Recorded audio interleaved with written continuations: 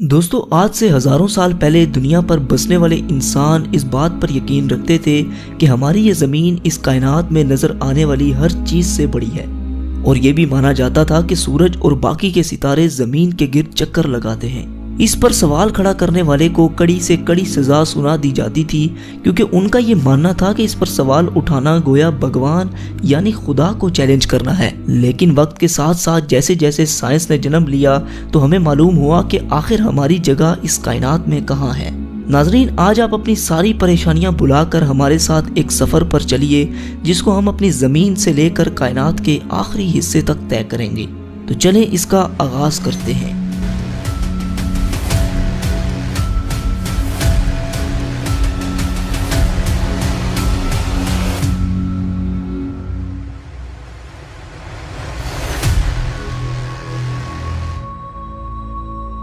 दोस्तों, अर्थ से करीबन 400 किलोमीटर ऊपर आने के बाद हमें कुछ ऐसा मंजर दिखाई देगा जहां पर इंटरनेशनल स्पेस स्टेशन अर्थ के गिर्द चक्कर लगा रहा है।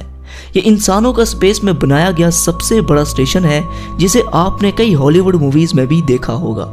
जमीन से आने वाले रॉकेट्स को स्पेस में अगर किसी इमरजेंसी का सामना करना पड़े तो ये इन्हें फ्यूल और बाकी चीजें प्रोवाइड करता है। आपको ये सुनकर हैरानी होगी कि इंटरनेशनल स्पेस स्टेशन करीबन 27,580 किलोमीटर फी घंटे की रफ्तार से जमीन के 24 घंटे में 16 चक्कर मुकम्मल कर लेता है।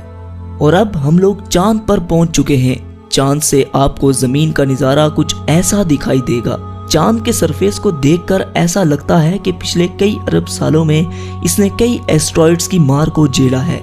कहा जाता है कि आज से 4.5 अरब साल कबल हमारी जमीन से एक चांद जितना एस्ट्रॉइड टकराया था, और इस टक्कर से निकलने वाला मलबा आहिस्ता आहिस्ता जमा होकर हमारी चांद की शक्ल में आ गया। ये जो कदमों के निशानात आप देख रहे हैं, ये नील आर्मस्ट्रॉन्ग और उनके साथी के हैं, जो 1969 में चांद पर एक मिशन के लिए आए थे। और ये निशानात तब तक कायम रहेंगे जब तक चांद कायम है, और शायद हमारे खात्मे के बाद तक कायम रहे, क्योंकि चांद पर एटमॉस्फेयर मौजूद ही नहीं है। और अब हम लोग पहुंच चुके हैं जमीन से 61 मिलियन किलोमीटर दूर मौजूद एक खतरों से बड़े प्लेनेट पर, जिसका नाम है वीनस। कहा जाता है कि कई अरबों साल पहले वीनस पर भी पानी मौजूद हुआ करता था, और ये दिखने में भी हमारी जमीन की तरह ही हुआ करता था। लेकिन वक्त के साथ साथ यहाँ मौजूद पानी भाप बनता गया, जिससे एक अलग तरह का ग्रीन हाउस इफेक्ट पैदा हुआ। और आजकल यहाँ पर सल्फ्यूरिक एसिड की बारिश हो रही है, मतलब तेजाब की बारिश। यहाँ सूरज की रोशनी आती तो है मगर वापस नहीं जा सकती, जिसकी वजह से यहाँ का टेम्परेचर 470 डिग्री सेल्सियस होता है। आइए आपको इसके सरफेस की सैर करवाते हैं। दोस्तों, बस ये जो हाल आप देख रहे हैं, शायद फ्यूचर में कुछ ऐसा ही मंजर हमारी जमीन पर हो। अगर हमने ग्लोबल वार्मिंग को कंट्रोल ना किया तो बस फिर यही होगा हमारा फ्यूचर, जहां कुछ भी सरवाइव नहीं कर सकता। और अब हम लोग सूरज के सबसे करीब मौजूद प्लेनेट मरकरी पर आ चुके हैं, जो जमीन से 77 मिलियन किलोमीटर दूर है। यहाँ पर दिन को टेम्परेचर 400 डिग्री सेल्सियस होता है, जबकि रात को -170 डिग्री सेल्सियस तक गिर जाता है। और यह है सूरज, जो मरकरी से कुछ ऐसा दिखाई देता है, जिसकी वजह से सारे सोलर सिस्टम के प्लैनेट्स का एक अपना ऑर्बिट है, जिसकी ग्रेविटी से हमारा अर्थ और बाकी के प्लैनेट इसके गिर्द चक्कर लगाते हैं। हमारी जमीन से तकरीबन 150 मिलियन किलोमीटर दूर मौजूद ये सितारा इतना बड़ा है कि जिसमें न जाने कितने लाखों जमीनें समा सकती हैं। सूरज से निकलने वाली लपटें इतनी बड़ी होती हैं कि इसके सरफेस से हजारों किलोमीटर ऊपर तक चली जाती हैं। इसके करीब आज तक कोई भी नहीं पहुंच पाया, क्योंकि इसकी इतनी गर्माइश है कि कायनात की कोई भी चीज इसके करीब आते ही महज चंद ही माइक्रो सेकंड्स में पिघल जाएगी। चलिए अब अपने सफर को आगे बढ़ाते हैं और चलते हैं उस प्लेनेट पर जिसे लेकर वैज्ञानिक कुछ ज्यादा ही सीरियस हैं, यानी मार्स। जी हाँ, हम मार्स पर पहुंच चुके हैं। यहाँ की मिट्टी लाल रंग की है, जिसकी वजह से इसे रेड प्लेनेट भी कहा जाता है। जमीन के बाद अगर किसी और प्लेनेट पर जिंदगी की उम्मीद लगाई जाए तो मार्स का नाम ही निकलकर सामने आएगा। कहा जाता है कि माजी में यहाँ पर भी नदियाँ, समुंदर और झील हुआ करते थे। यही वजह है कि साइंटिस्ट फ्यूचर में यहाँ पर बस्तियां बसाने के बारे में सोच रहे हैं। अगर हम मार्स पर आए हैं तो सोलर सिस्टम की सबसे बड़ी चोटी ओलंपस मून्स को कैसे मिस कर सकते हैं। ये मार्स के सरफेस पर वोल्केनो के नतीजे में आने वाला पहाड़ जमीन पर मौजूद दुनिया की सबसे ऊंची चोटी माउंट एवरेस्ट से भी 3 गुना बड़ा है। और अब इससे आगे का सफर थोड़ा खतरनाक होने वाला है, क्योंकि इससे आगे है एस्ट्रॉइड बेल्ट, जहाँ कई चट्टानें सूरज के गिर्द चक्कर लगा रही हैं। इस जगह पर इतनी बड़ी बड़ी चट्टानें भी हैं कि जिन पर आसानी से एक बड़ा शहर बसाया जा सकता है। ये सब एस्ट्रॉइड्स मिलकर एक प्लेनेट भी बना सकते थे, लेकिन हमारे सोलर सिस्टम की एक बहुत बड़ी पावर ने इन्हें रोके रखा, और वो पावर थी जुपिटर। सोलर सिस्टम के सबसे बड़े प्लेनेट की ग्रेविटी ने इन्हें आपस में मर्ज नहीं होने दिया। अपने चंद बड़े और दर्जनों छोटे मून्स के साथ जुपिटर एक अलग ही सोलर सिस्टम की तरह है। अगर बाकी के प्लैनेट्स को मिला भी लिया जाए तब भी ये जुपिटर का मुकाबला नहीं कर सकते। ये इतना बड़ा है कि अगर 65% मजीद बड़ा हो जाए तो ये सूरज की तरह एक अलग सितारा बनकर सामने आएगा। जुपिटर के सरफेस पर मौजूद ये रेड स्पॉट एक बहुत बड़ा तूफान है जो कई हजार साल से चलता आ रहा है। ये धब्बा इतना बड़ा है कि इसमें 3 अर्थ समा सकते हैं। जुपिटर जमीन की तरह ठोस नहीं बल्कि एक गैसेस से भरा प्लेनेट है। अगर आप जुपिटर की सतह पर उतरेंगे तो इस पर खड़े नहीं हो सकते बल्कि इसके अंदर दसते चले जाएंगे। और अब हमारी अगली मंजिल है सैटर्न। सोलर सिस्टम का सबसे खूबसूरत प्लेनेट सैटर्न अपने शाही छल्लों की वजह से जाना जाता है, जो इसकी सतह से लाखों किलोमीटर ऊपर तक फैले हुए हैं। इस प्लेनेट को हमारे सोलर सिस्टम का ताज भी माना जाता है।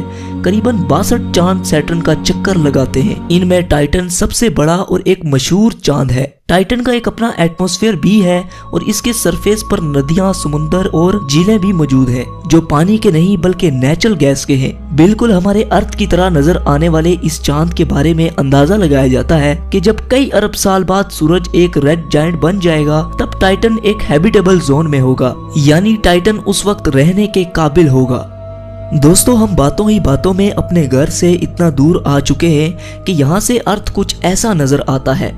इससे आगे है यूरेनस और नेपट्यून, जो हमारे अर्थ से कई बिलियन किलोमीटर दूर हैं। यही वजह है कि इनकी खोज टेलीस्कोप इजाद होने के बाद ही मुमकिन हो पाई।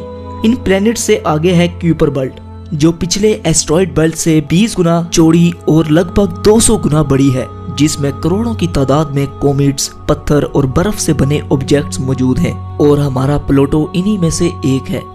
और अब हम इंटरस्टेलर स्पेस में दाखिल हो चुके हैं, जहां एक चीज ट्रेवल करती हुई दिखाई दे रही है, और वो है वॉयेजर 1 स्पेसक्राफ्ट। जी हाँ, आपको सुनकर हैरानी होगी, लेकिन इंसानों की बनाई गई ये वाहिद ऐसी चीज है जो सोलर सिस्टम से बाहर जा चुकी है। जमीन से तकरीबन 19 बिलियन किलोमीटर दूर जा चुके इस क्राफ्ट ने हमारे सोलर सिस्टम के कई राजों पर से पर्दा उठाया है। ये स्पेसक्राफ्ट तकरीबन 17 किलोमीटर फी सेकंड की रफ्तार से आगे बढ़ता चला जा रहा है। इसके बारे में हम आगे एक मुकम्मल वीडियो पर बात करेंगे। फिलहाल आगे बढ़ते हैं। दोस्तों, इस वक्त हम इतना दूर हैं कि यहाँ से सूरज एक छोटे से सितारे की तरह दिख रहा है। अर्थ पर सूरज की रोशनी तकरीबन 8 मिनट और 20 सेकंड में पहुंचती है, लेकिन यहाँ पर जहाँ इस वक्त हम मौजूद हैं, इस जगह सूरज की रोशनी पहुंचने में तकरीबन 1 साल लग जाता है। इससे आप अंदाजा लगा सकते हैं कि हम कितना दूर आ चुके हैं। यहाँ पर अरबों की तादाद में मौजूद कॉमेट्स इस बात को वाज़ेह करते हैं कि सूरज की ग्रेविटी अभी तक खत्म नहीं हुई। दोस्तों, कॉमेट्स का एक बहुत बड़ा बादल हमारे सोलर सिस्टम को घेरे हुए है, जिसे हम ओट क्लाउड कहते हैं। ये ओट क्लाउड खत्म होने के बाद सूरज की ग्रेविटी भी कमजोर पड़ जाती है, और अब हम जहाँ से गुजर रहे हैं यहाँ पर बिल्कुल अंधेरा छाया हुआ है। हम यहाँ पर अपनी आंखों से कुछ नहीं देख सकते, इसलिए यहाँ हमें देखने के लिए इंफ्रारेड विजन की जरूरत पड़ेगी। देखने पर यहाँ आपको अरबों की तादाद में तारे नजर आएंगे। वैसे तो हम बहुत दूर आ चुके हैं, लेकिन यूनिवर्स के मुकाबले में ये महज एक छोटा सा स्टेप है। लेकिन हम अपने करीबी सोलर सिस्टम की तरफ बढ़ते हैं, जिसका नाम है अल्फा सेंटोरी। यहाँ पर सूरज की किरणें 4 साल और 3 महीनों तक पहुँचती हैं। इसी सोलर सिस्टम में मौजूद एक प्लेनेट प्रोक्सिमा सेंटोरी के नाम से जाना जाता है, जो अर्थ ही की तरह हैबिटेबल जोन में है। अंदाजा लगाया जाता है कि शायद यहाँ पर एलियन लाइफ मौजूद हो सकती है। दोस्तों, ऐसे ही अरबों तारे हमारी मिल्की वे गैलेक्सी में मौजूद हैं, जिनकी सैर करना तो दूर की बात, इन्हें अपनी पूरी जिंदगी में गिनना भी लगभग नामुमकिन है। लिहाजा सफर को आगे बढ़ाने के लिए हम मिल्की वे गैलेक्सी से बाहर चलते हैं। ये है हमारी मिल्की वे गैलेक्सी, जिसमें न जाने कितने अरबों की तादाद में तारे मौजूद हैं, जिनमें से हमारा सूरज भी एक है। अगर लाइट भी हमारी मिल्की वे गैलेक्सी के एक कोने से दूसरे कोने तक ट्रैवल करे तो उसे भी 1 लाख से ज्यादा साल लग जाएंगे। और अब अपनी गैलेक्सी को छोड़कर हम इंटरगैलेक्टिक स्पेस में दाखिल हो चुके हैं, जहां हमारी मिल्की वे गैलेक्सी की तरह अरबों गैलेक्सीज मौजूद हैं, जिनमें हम अपनी गैलेक्सी को ढूंढ भी नहीं सकते। इन्हीं गैलेक्सीज के झुंड को एक लोकल ग्रुप कहते हैं। ये ग्रुप तकरीबन 10 मिलियन लाइट ईयर्स पर फैला हुआ है। आगे बढ़ने पर हमें ऐसे कई लोकल ग्रुप्स दिखाई दे रहे हैं। आप ये सुनकर हैरान होंगे, लेकिन ऐसे ही हजारों लोकल ग्रुप्स मिलाकर एक सुपर क्लस्टर बनाते हैं। यहाँ पर आकर अपना सोलर सिस्टम तो दूर की बात, बल्कि मिल्की वे गैलेक्सी को भी छोड़ें, यहाँ तो हमारा लोकल ग्रुप ही एक छोटे से तिनके के बराबर नजर आ रहा है। इससे आप अंदाजा लगा लें कि ये सुपर क्लस्टर कितना बड़ा है, जो कि 110 मिलियन लाइट ईयर्स पर फैला हुआ है। और ये भी हमारी यूनिवर्स के सामने एक छोटे से डॉट की मानिंद है, क्योंकि ऐसे 1 करोड़ सुपर क्लस्टर्स हमारी यूनिवर्स में मौजूद हैं। और ये है हमारा ऑब्जर्वेबल यूनिवर्स, क्योंकि इससे आगे ना तो हम देख सकते हैं और ना ही अंदाजा लगा सकते हैं। लेकिन सवाल ये है कि क्या यही है हमारी पूरी कायनात? क्या इसे ही हम अपनी पूरी यूनिवर्स समझें? तो दोस्तों, जैसा कि मैंने अभी कहा कि ये ऑब्जर्वेबल यूनिवर्स है। हम अपनी पूरी कायनात के बारे में जो कुछ भी जानते हैं वो सब इसके अंदर है।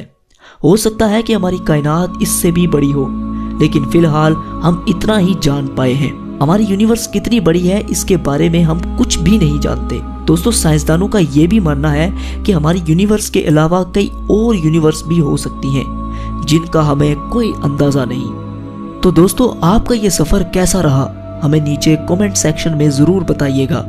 जाने से पहले हमारे चैनल को सब्सक्राइब करके साथ मौजूद बेल के आइकन पर भी क्लिक कर दें। तो जब तक हमारी अगली वीडियो आती, तब तक के लिए आप अपना और अपने प्यारों का ख्याल रखिए। अल्लाह हाफिज।